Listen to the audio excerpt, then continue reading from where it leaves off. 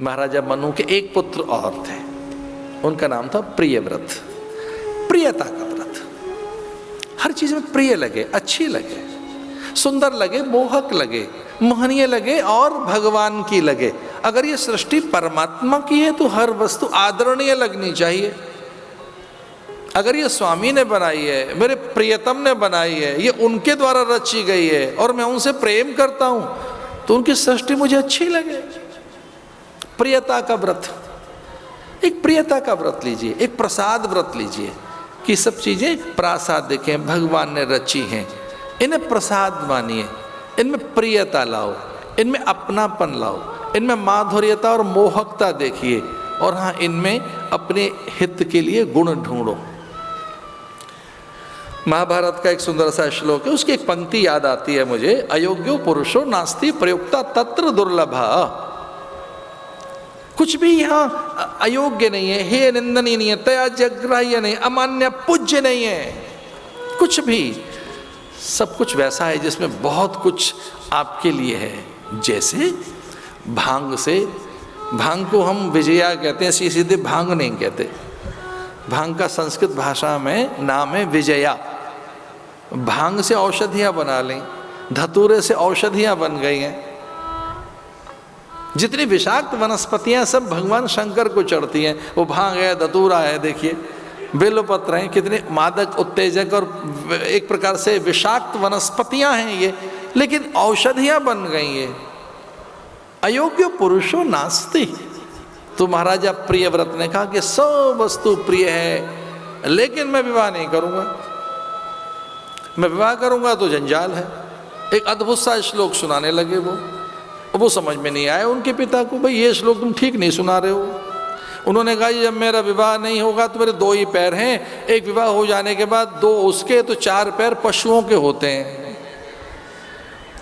मैं चौपाया हो जाऊंगा, 2 उसके 2 मेरे, मुझे तो पशु जैसा काम करना पड़ेगा। फिर एक बच्चा हो जाएगा तो 6 हो जाएंगे, और 6 जो पैर हैं अब वो मधुमक्खी के होते हैं, इधर से लाओ उधर से लाओ इकट्ठा करते रहेंगे।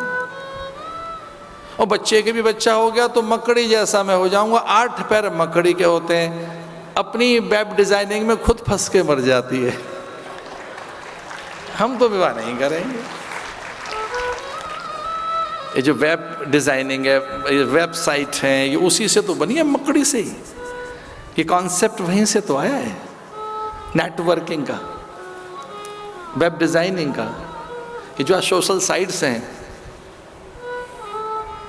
जिसमें आप गुड्डी गुड्डी दिखना चाहते हैं, और दोपहर के बाद कितनी हताशा कि आज लाइक्स नहीं मिले, देखो कमाल है। चेहरे पे उस समय कितना आनंद है, इतने लोग पहचानने लगे, क्योंकि वो पक्ष रख रहे हैं आप अपना जो सुंदर है, अच्छा है, महान है, उसमें प्रातःकाल उपदेश चलने लगते हैं, बड़े उपदेश दे रहे हैं हम। अब वो सब कट पेस्ट है, यहां से उठाया वहां भेज दिया, उसका खुद से कुछ लेना देना नहीं है। Web designing. ये महाराजा प्रियव्रत ने ये श्लोक सुनाया कि मैं, मेरे पैर 2, मेरी पत्नी के 2, तो चौपाया मैं पशु जैसा हो जाऊंगा। फिर एक बच्चा होगा तो मैं मधुमक्खी जैसा हो जाऊंगा, 6 पैर उसके होते हैं। फिर एक और बच्चा हो गया, बच्चे का बच्चा, तो फिर 8 पैर मकड़ी के होते हैं। हम तो विवाह करेंगे नहीं।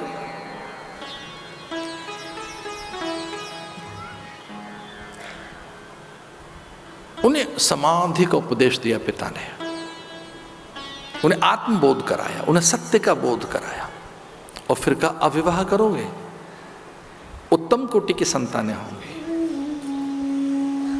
इसे उत्तम, तामस, रैवत नाम की संतानें हुई जो मनवंतरों के अधिपति थे।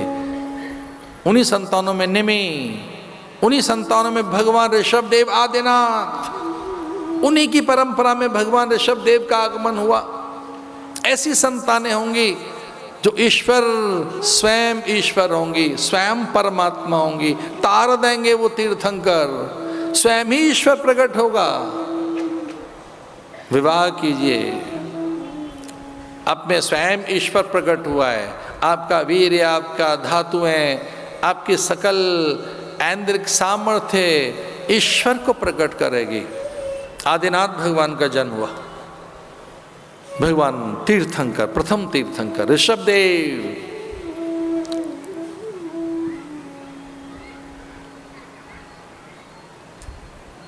100 पुत्र, उनमें से एक भरत, जिसके नाम से देश है, ये भारत देश। भागवत ऐसा कहती है, इस देश का नाम भारत नहीं था, ये अजनाभ वर्ष था, ये आर्यावर्त कहलाता था, ये जम्मू द्वीप कहलाता था, लेकिन ये भारतवर्ष, भरतखंड, भारत कब से बना? जब भगवान ऋषभदेव का पुत्र भरत आया, तब से ये देश भारत देश हो गया, भारतवर्ष हो गया। भा कहते हैं प्रकाश को, ज्ञान को, भा माने औदार्यता। भारत जैसे कार्यरत, सेवारत, अध्ययनरत, भा माने प्रकाश। इस धरती पर इतना प्रकाश, प्रेम, वात्सल्य, माधुर्य, मुग्धता, मोद, उत्सव धरती पर पैदा कर दिए भरत ने, ऋषभदेव पुत्र भरत ने। इस देश का नाम भारत हो गया।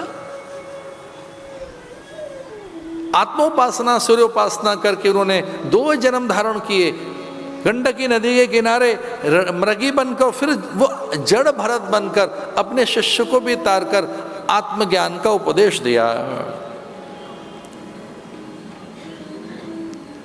बिनु पद चले सुने बिनु काना, कर बिनु कर्म करई विधि नाना, आनन रहित सकल रस भोगी, बिनु वाणी वक्ता बड़ जोगी।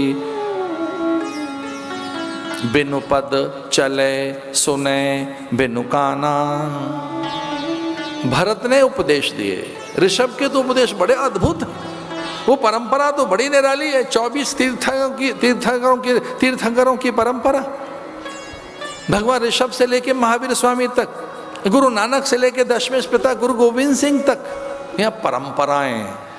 पर 2 प्रमुख परंपराएं, एक श्रमण परंपरा, एक वैदिक परंपरा।